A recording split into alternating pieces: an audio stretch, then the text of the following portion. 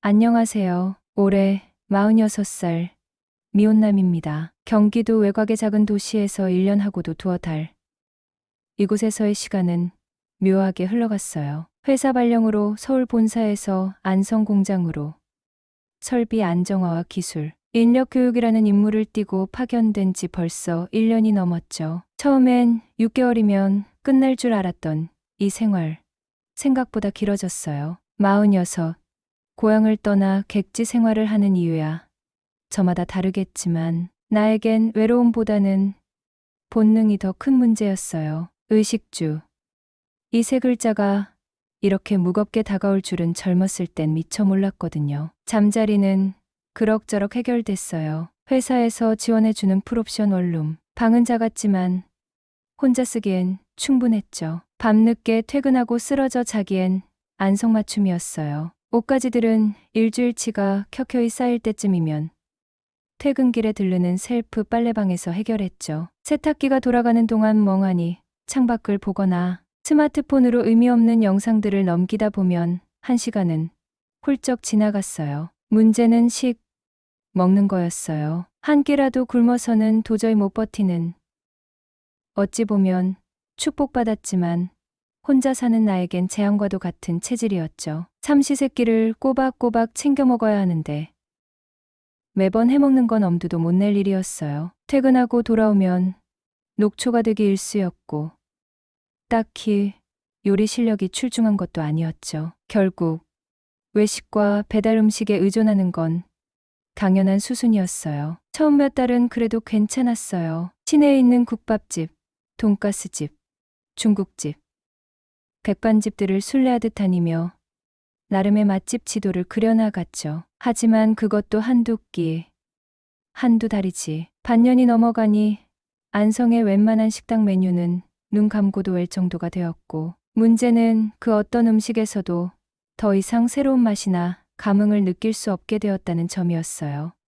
똑같은 프랜차이즈의 똑같은 양념 맛, 조미료 맛에 질려버린 혀는 점점 더 까다로워졌고 급기야 입에 맞는 음식이 하나도 없는 지경에 이르렀어요. 편의점 도시락은 사흘을 넘기기 힘들었고 배달 음식은 일주일이 고비였죠. 오늘은 또 뭘 먹어야 하나? 이 고민은 아침에 눈을 뜰 때부터 시작되어 퇴근길 내내 나를 괴롭혔어요. 그러던 어느 날 유난히 몸도 마음도 지쳤던 저녁, 퇴근길에 평소 다니지 않던 구석진 골목길로 갈 길을 옮겼어요. 터덜터덜 가로등 불빛만이 희미하게 길을 밝히는 그곳에서 나는 운명처럼 작은 식당 하나를 발견했어요. 전라도 가정식 백반. 촌스럽지만 정직해 보이는 간판이었죠. 유리창 너머로 보이는 식당 내부는 허름했지만 정갈해 보였고 무엇보다 은은하게 풍겨나오는 된장찌개 냄새가 발기를 잡아 끌었죠. 백반 하나요. 자리에 앉자마자 무심하게 주문을 던졌어요. 기대 같은 건 이미 오래전에 버린 터였죠. 그런데 잠시 후 차려진 밥상은 제 눈을 의심하게 만들었죠. 밥 포함 7,000원이라는 믿기지 않는 가격에 밥 한 공기와 된장국은 기본. 그 주위를 자그마치 12가지의 반찬이 빼곡하게 둘러싸고 있었어요. 잘 익은 배추김치, 아삭한 콩나물 무침, 달큰한 시금치나물, 짭조름한 멸치볶음, 투박하게 부쳐낸 계란말이, 새콤한 오이무침, 향긋한 깨십장아찌, 매콤한 진미채 볶음, 말캉한 가지나물, 들깨, 향 고소한 버섯볶음, 아삭한 도라지 무침, 그리고 윤기가 자르르 흐르는 고등어 조림까지. 이게 전부 다 해서 7,000원이라니. 믿기지 않았어요. 떨리는 마음으로 먼저 된장국을 한술 떴어요. 짜지도 싱겁지도 않은 깊고 구수한 맛. 아, 이 맛이다 싶었죠. 그리고 차례차례 반찬들을 맛보기 시작했어요. 하나같이 간이 세지 않으면서도 재료 본연의 맛이 살아있는 그야말로 집밥이었어요. 특히 고등어 조림은 살이 통통하게 오른 고등어의 무까지 푹 익어 양념이 제대로 배어 있었죠. 허겁지겁 밥 한 공기를 비우고 나니 그제야 식당 내부가 눈에 들어왔어요. 저처럼 혼자 온 중년 남성들, 작업복 차림의 젊은이들, 정겹게 이야기를 나누는 아주머니들까지. 반찬도 맛있고 장사도 그런대로 잘 되는 것 같았어요. 그날 이후 그 식당은 저의 저녁 아지트가 되었어요. 매일 저녁 7시 어김없이 엄마 손 백반집으로 향했어요. 주인 아주머니는 말없이 눈인사로 저를 맞이하고 저는 늘 앉던 창가 자리에 앉아 그날의 백반을 기다렸어요. 매일 국과 몇몇 반찬이 바뀌었지만 12가지 푸짐한 가짓수와 기가 막힌 손맛은 변함이 없었죠. 그곳에서 밥을 먹는 동안은 잠시나마 고된 객지 생활의 시름을 잊을 수 있었어요. 마치 어머니가 차려주신 밥상 앞에 앉은 것처럼 마음이 편안해졌어요. 나는 왜 아직 노총각일까? 이 질문은 안성의 밤처럼 가끔 저를 깊은 생각에 잠기게 했어요. 20에는 세상을 다 알 것처럼 오만했고 30에는 일에 미쳐 청춘을 저당 잡혔었어요. 연애를 안 해본 것은 아니었어요. 20 후반 뜨겁게 사랑했던 그녀와 결혼 문턱까지 갔다가 현실적인 문제와 성격 차이로 헤어진 후 한동안 방황했었어요. 30 중반에도 몇 번의 만남이 있었지만 이미 한 번 데인 상처는 저를 소극적으로 만들었고 상대방의 작은 단점에도 쉽게 마음을 접곤 했어요. 결혼은 필수가 아닌 선택이라며 애써 스스로를 위로했지만 명절에 고향집에 내려가면 친척들의 은근한 압박과 부모님의 쓸쓸한 눈빛을 마주하는 것이 고역이었어요. 사실 나는 여자를 꽤 밝히는 편이었어요. 젊었을 땐 술자리도 곧잘 어울리고 소개팅도 마다하지 않았어요. 호감 가는 여성이 있으면 먼저 다가가 말도 걸고 나름 적극적이었죠. 하지만 40을 넘어서면서부터 모든 것이 달라졌어요. 어느 순간부터 새로운 사람, 특히 여자를 만나는 것이 겁나기 시작했어요. 마지막 연애가 끝난 지 벌써 5년이나 되었네요.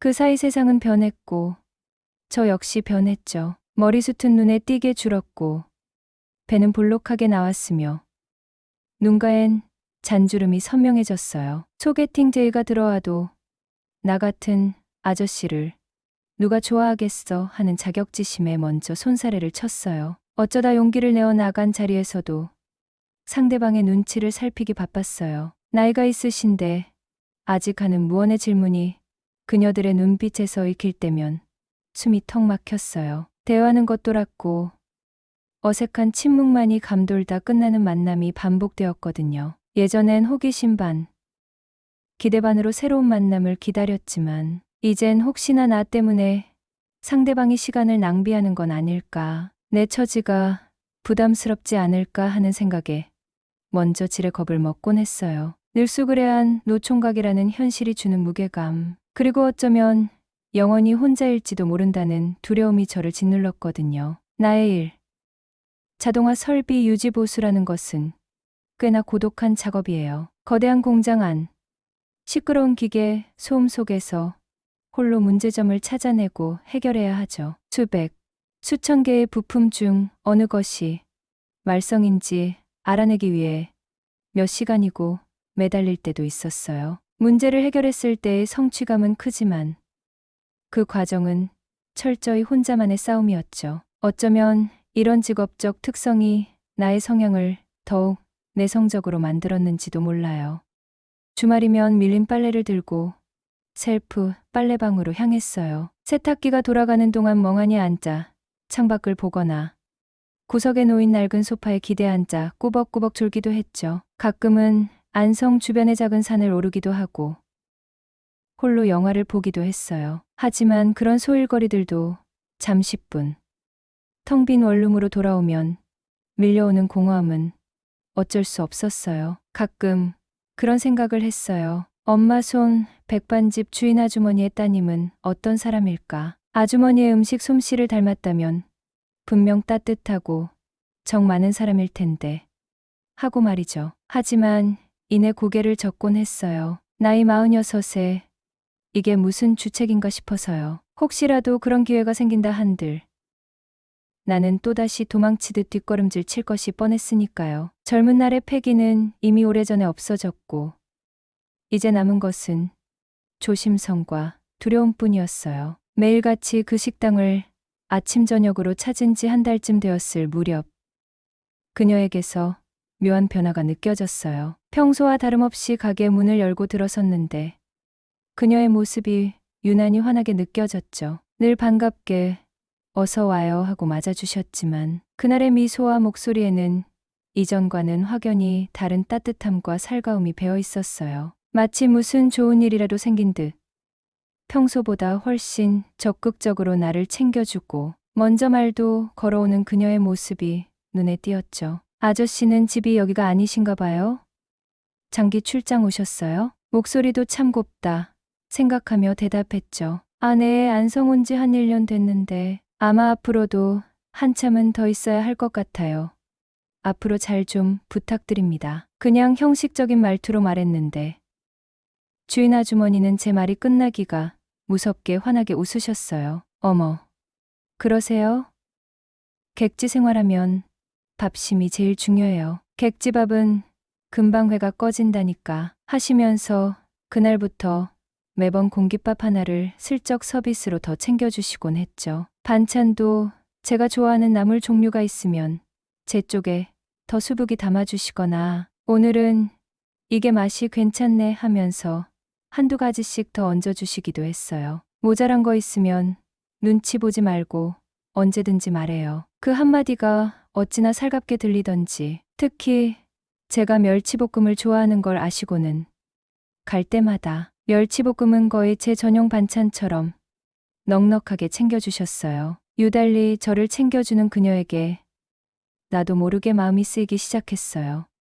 그렇게 또 며칠이 지나고 추적추적 비가 내리는 어느 날이었네요. 에이 뭐야. 비가 오잖아 모처럼 세차까지 싹 했는데 혼잣말로 투덜거렸죠. 갑자기 비도 오고 하니 기분도 꿀꿀하게 다운되었어요. 이런 날은 소주나 한잔 해야지 하며 그 식당으로 발길을 옮겼죠. 그녀가 있는 식당 문을 밀고 들어선 시간은 저녁 식사 시간으로는 좀 늦은 밤 9시쯤이었어요. 가게 안은 한산했고 주인 아주머니는 카운터에 기대 전화기를 붙들고 누군가와 꽤나 격앙된 목소리로 말다툼을 벌이고 있었어요. 내가 들어서자 조금 어색한 표정으로 반기긴 했지만 어휴, 손님 오셨네. 나중에 통화해 하며 서둘러 전화를 끊는 모습이었죠. 전화기 너머로 엄마, 진짜 이번 한 번만 하는 젊은 남자의 목소리가 살짝 들리는 것 같기도 했어요. 무슨 일 있으세요? 누구한테 그렇게 험한 말을 내가 슬쩍 물었죠. 한숨을 푹 쉬더니 에휴, 말도 마세요. 장가도 안 간 아들 녀석이 하나 있는데 글쎄 이번에도 사업이 또 망했다면서 돈이 필요하다네요. 풀이 죽어있는 그녀의 모습이 안쓰러워 보였어요. 힘든 티 안 내려고 애쓰는 모습이 오히려 더 짠하게 느껴졌죠. 아이고, 오늘은 좀 늦으셨네요. 배고프시겠다. 네, 얼른 차려드릴게요. 금세 표정을 바꾸며 저를 챙기는데 그게 또 고맙고 그랬어요. 이제는 서로 가끔씩 농담도 주고받는 사이가 되었으니까요. 나는 마치 제 집처럼 익숙하게 냉장고로 다가가 소주 한 병을 꺼내 들었어요. 아주머니도 한잔해요. 오늘 기분도 영 별로 안 좋으신 것 같은데 마침 손님도 저밖에 없는 시간이라 내가 그렇게 말을 건네자 아주머니는 기다렸다는 듯이 그럴까? 영민 씨 덕분에 나도 한잔해야겠네. 안 그래도 속상해서 술 생각 간절했는데 하며 잔을 하나 더 가져오시더라고요. 그때 살짝 스친 손등의 온기가 왠지 모르게 짜릿했죠. 솔직히 말해서 주인 여자는 아줌마치곤 꽤 예뻤어요. 시간이 비껴간 듯한 고운 피부에 웃을 때 살짝 휘는 눈매가 참 매력적이었죠. 특히 오늘처럼 살짝 풀어진 모습은 평소보다 더 여자로 느껴졌달까. 살짝 흐트러진 머리칼 사이로 드러난 목선이 유난히 하얗게 보였어요. 이런 여자가 왜 여기서 김치찌개나 팔고 있을까 하는 생각이 절로 들었죠. 취중진담. 그리고 밤의 유혹. 영민 씨, 술 한 잔 따라봐요. 오늘은 이대로는 그냥 집에 못 들어가겠네. 정말. 그러면서 아주머니가 갑자기 가게 출입문으로 성큼성큼 걸어가더니 찰칵하고 문을 잠가버리는 거였어요. 다른 손님들 오면 이 얘기하기도 그렇고 영민 씨랑 조용히 한잔하고 싶어서 하고는 제 옆자리로 슥 다가와 앉는데 조금은 난처하기도 했지만 솔직히 말해서 이게 웬 떡이냐 싶기도 했죠. 심장이 괜히 두근거렸어요. 아무튼 복잡한 심정으로 아주머니 잔에 소주를 따랐어요. 빗소리는 점점 더 거세지고 가게 안에는 묘한 긴장감과 함께 술잔 기울이는 소리만 들렸어요. 영민 씨는 결혼 안 해요? 아주머니가 먼저 말을 꺼냈어요. 술잔을 기울이며 저를 지그시 바라보는 눈빛이 예사롭지 않았죠. 이미 늦었죠. 저도 이제 40 중반이 넘었는데요. 그리고 주변에 결혼한 사람들 사는 꼴 보니 싹 가시네요. 결혼 생각이. 내가 씁쓸하게 웃으며 말했죠. 아휴 아까운 총각 하나 이렇게 늙어가네. 하긴 결혼도 정말 사랑하는 사람이랑 해야지. 조건만 보고 했다가는 요즘 세상에 이혼하기 일쑤예요. 듣자 하니 요즘은 3쌍 중 한 커플이 이혼한다던데. 나도 할 말은 없지만 마지막 말은 혼잣말처럼 덧붙이시더라고요. 그 눈빛에 스쳐 지나가는 그늘이 있었어요. 무슨 사연이라도 있으신가 봐요? 내가 슬쩍 떠보듯 물었죠. 아주머니는 고생 많으셨겠어요. 그녀는 잠시 저를 물끄러미 바라보더니 피식 웃었어요. 영민 씨는 참 속도 깊네. 내가 한두 살 먹은 애도 아니고 이 정도 일로 근데 오늘은 진짜 좀 힘드네 하면서 술잔을 단숨에 비우더라고요. 그 말에 아주머니는 술잔을 내려놓고는 제 팔을 가볍게 툭 치더라고요. 영민 씨는 참 사람 속을 어떻게 그렇게 잘 알아? 꼭 우리 엄마 같네 하면서 웃는데 그 웃음이 왜 이렇게 설레던지. 힘들면 힘든 거죠. 나이가 무슨 상관이라고. 나도 맞장구를 쳤죠. 제가 오늘 술 친구 해드릴게요. 실컷 푸세요. 그녀는 술이 제법 센 편인 것 같았어요. 꽤 많이 마신 듯한데도 좀처럼 취한 기색이 없었죠. 게다가 귀가는 아예 안중에도 없는 듯했죠. 이야기는 아들 문제에서 시작해서 젊은 시절 이야기, 장사하면서 겪었던 별의별 사람들 이야기로 자연스럽게 흘러갔어요. 나도 제 이야기를 조금씩 털어놓았어요. 객지 생활의 외로움, 회사 일의 고충, 그리고 스쳐 지나간 인연들에 대한 아쉬움 같은 것들을. 이야기를 할 때마다 아주머니의 얼굴이 제 쪽으로 조금씩 더 가까워지는 것 같았어요. 은은한 화장품 냄새와 함께 그녀만의 채취가 코끝을 간지렸죠. 가끔씩 테이블 밑으로 무릎이 스칠 때마다 움찔움찔 야릇한 전율이 흘렀어요. 서로 눈이 마주치면 괜히 어색하게 웃으며 술잔을 기울이곤 했어요. 어느새 술병은 2병, 3병 비워져 갔고 시간은 새벽을 향해 빠르게 달려가고 있었죠. 빗줄기는 아까보다 더 굵어졌고 가게 안은 우리 둘의 숨소리와 빗소리 그리고 가끔씩 잔 부딪히는 소리만이 전부였어요. 아주머니는 술 기운이 살짝 올랐는지 평소보다 말이 더 많아졌고 웃음도 잦아졌죠. 보름물이 예쁘게 패이는 미소였어요. 저를 보는 눈빛도 처음과는 다르게 느껴졌달까. 뭔가 좀 더 깊고 물기를 머금은 듯 촉촉해졌달까. 저 역시 술 기운 때문인지 아니면 이 늦은 밤 단둘이 있다는 묘한 상황 때문인지 가슴이 터질 것처럼 두둥거렸어요. 아주머니, 오늘따라 더 예뻐 보이시네요. 나도 모르게 그런 말이 튀어나왔어요. 아주머니는 얼굴을 살짝 붉히며 영민 씨도 오늘따라 더 멋있어 보이네. 술 취했나 봐. 내가 하며 웃는데 그게 또 어찌나 사랑스럽던지. 영민 씨 손 한번 잡아봐도 돼요? 나 남자 손 안 잡아본 지 정말 오래됐네. 새벽녘 술 기운에 발갛게 달아오른 얼굴로 아주머니가 불쑥 그런 말을 건넸어요. 그 목소리가 어찌나 애틋하게 들리던지. 잠긴 문, 창밖을 때리는 거센 빗소리, 그리고 테이블 위에 나뒹구는 빈 술병들. 모든 것이 이 순간을 위해 준비된 것처럼 느껴졌죠. 심장이 쿵 하고 내려앉는 것 같았어요. 이게 꿈인가 생시인가. 하지만 망설일 이유가 없었죠. 아니, 망설이고 싶지 않았어요. 나는 잠시 그녀의 촉촉한 눈망울을 바라보다가 천천히 테이블 위로 그녀의 손 위로 제 손을 겹쳤어요. 그녀의 손은 생각보다 작고 부드러웠어요. 오랜 세월 음식을 만들었을 손이라고는 믿기지 않을 만큼 곱더라고요. 살짝 떨리는 것도 같았고 그 떨림이 제 손끝을 통해 심장까지 전해지는 듯했죠. 제 손이 그녀의 손을 부드럽게 감싸쥐자 그녀는 고개를 살짝 숙이며 배시시 웃는데 그 순간 정말이지 온 세상이 멈춘 것 같았어요. 따뜻하네요. 영민 씨 손. 그녀가 작은 목소리로 속삭였어요. 아주머니 손은 더 따뜻한데요. 그리고 생각보다 작고 예쁘시네요. 나도 모르게 진심이 툭 튀어나왔죠. 그녀는 제 말에 얼굴을 더 붉히며 제 손을 살짝 더 꽉 쥐는 거였어요. 그 작은 힘에 온몸에 전기가 흐르는 것 같았죠. 나 이런 말 얼마 만에 들어보는지 모르겠네. 영민 씨, 자꾸 나 설레게 할 거예요? 눈을 살짝 흘기며 말하는데 그게 또 어찌나 매혹적이던지. 설레면 안 돼요. 내가 장난스럽게 되물었죠. 테이블 밑으로는 어느새 서로의 다리가 슬쩍 맞닿아 있었고 그 은밀한 접촉이 아슬아슬한 긴장감을 더했죠. 글쎄 안 될 건 없지만 나 같은 아줌마한테 설레면 영민 씨만 손해 아닌가? 그녀가 입술을 살짝 깨물며 말하는데 그 모습이 정말이지 앙큼한 소녀 같았어요. 손해볼 거 하나 없는데요.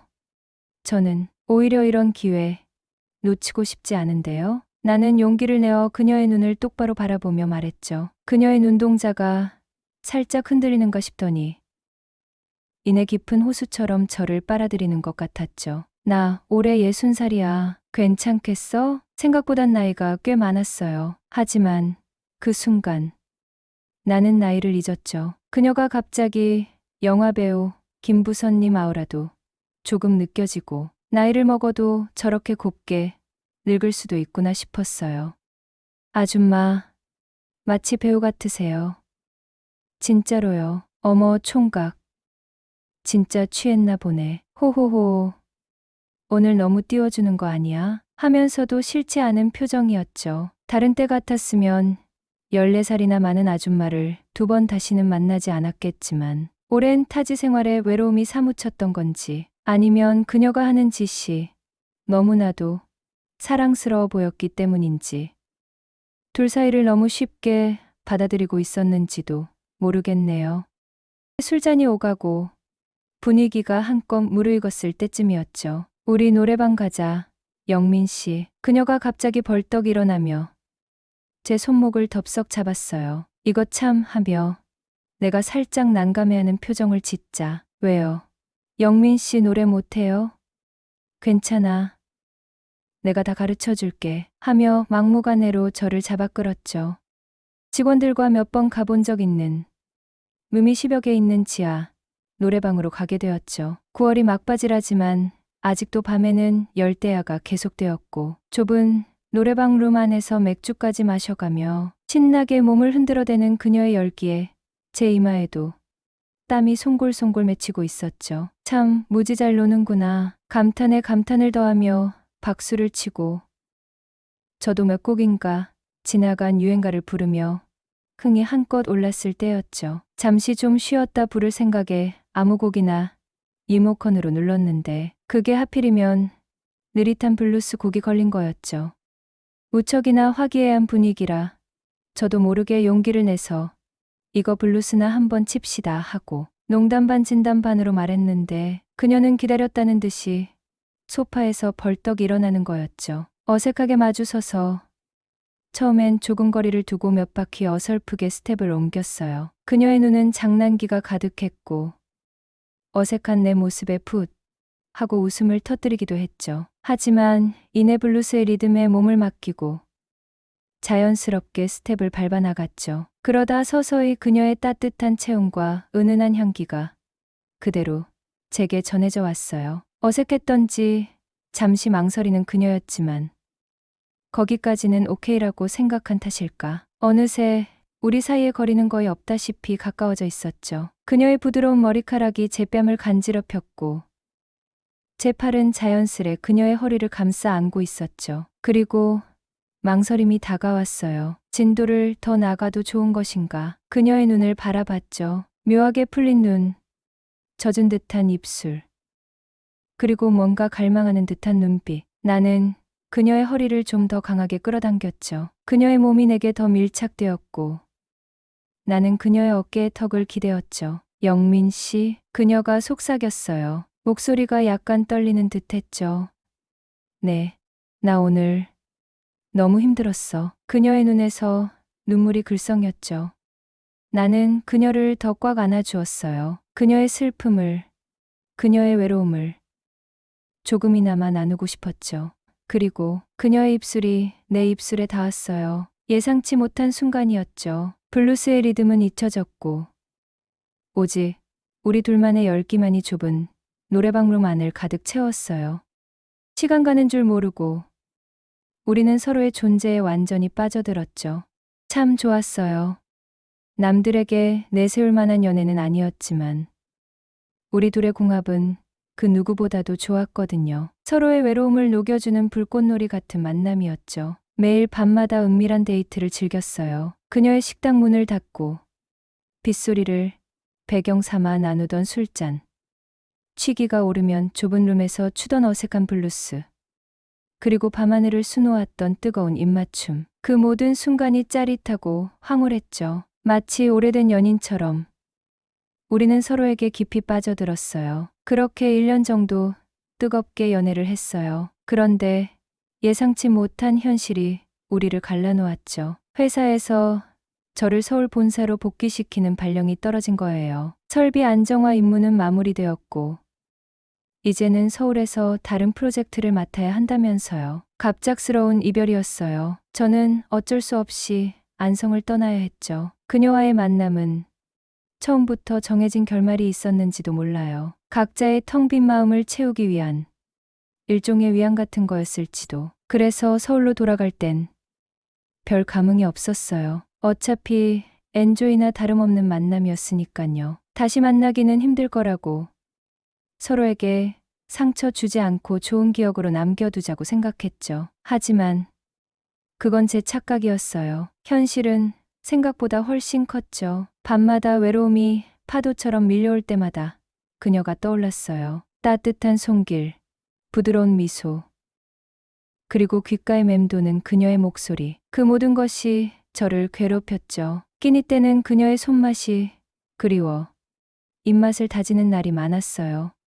7,000원짜리 백반 한 상에 담겨있던 정성과 따스함이 서울에서는 도저히 느낄 수 없는 특별한 맛이었죠. 프랜차이즈 식당의 획일적인 맛에 질려버린 제 혀는 그녀의 손맛을 잊지 못했어요. 결국 3개월 만에 그녀를 찾아 안성으로 내려갔어요. 혹시나 하는 마음에 망설이면서도 발걸음은 자연스럽게 엄마 손 백반집으로 향했죠. 식당 문을 열고 들어섰을 때 그녀는 여느 때와 다름없이 환한 미소로 저를 맞이했어요. 마치 집 나간 서방님이 오랜만에 돌아온 것처럼 반갑게 저를 끌어안았죠. 어휴, 서울 가더니 얼굴이 더 좋아졌네. 잘 지냈어? 아줌마도 잘 지냈어요? 수줍게 대답하면서 그동안의 제 마음을 알아주는 듯한 그녀의 따뜻한 눈빛에 괜스레 눈시울이 붉어졌어요. 그날 우리는 늦은 밤까지 이야기를 나누었어요. 그동안 서울에서 있었던 일, 그리고 그녀가 혼자 지내면서 겪었던 소소한 일들을요. 헤어지면서 느꼈던 아쉬움과 그리움에 대한 솔직한 감정을 서로 털어놓았죠. 마치 다시 시작하는 연인들처럼 어색함 없이 편안하게 이야기를 나누었어요. 그날 이후 저는 일주일에 한 번씩 안성으로 내려가 그녀를 만났어요. 처음에는 서울과 안성을 오가는 것이 힘들었지만 그녀를 만날 수 있다는 생각에 설레고 기뻤죠. 그녀의 손맛이 그리울 땐 식당에 가서 백반을 먹고 함께 영화를 보거나 드라이브를 즐겼어요. 예전처럼 좁은 룸에서 블루스를 추며 서로의 체온을 느끼기도 했죠.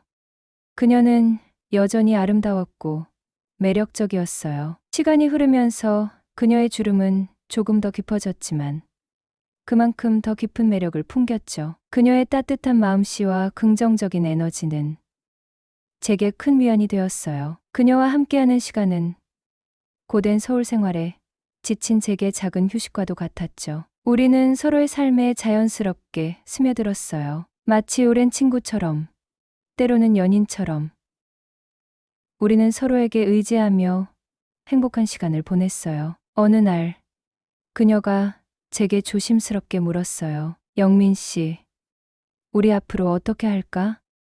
아줌마, 저 아줌마 없이는 못 살 것 같아요. 제 진심 어린 고백에 그녀의 눈에서 눈물이 뚝뚝 떨어졌어요. 그녀는 제 품에 안겨 한참을 울었어요. 그리고는 수줍게 고개를 끄덕였죠. 결국 저는 서울 생활을 정리하고 안성으로 내려갔어요. 그녀의 식당에서 함께 일하며 그녀의 곁에서 매일 밤을 함께 보냈죠. 처음에는 주변의 시선이 신경 쓰였지만 진정한 사랑은 그런 것들을 뛰어넘는다는 것을 깨달았어요. 우리는 결혼을 하지 않았어요. 서로에게 헌신하고 사랑하며 지금처럼 행복하게 살아가기로 했죠. 결혼이라는 형식보다는 서로의 마음을 더 중요하게 생각했거든요. 매일 아침 그녀는 정성껏 백반을 차려 제게 줬죠. 멸치볶음은 여전히 넉넉하게 담겨 있었고 된장찌개는 깊고 구수한 맛을 냈어요. 그녀의 따뜻한 손길은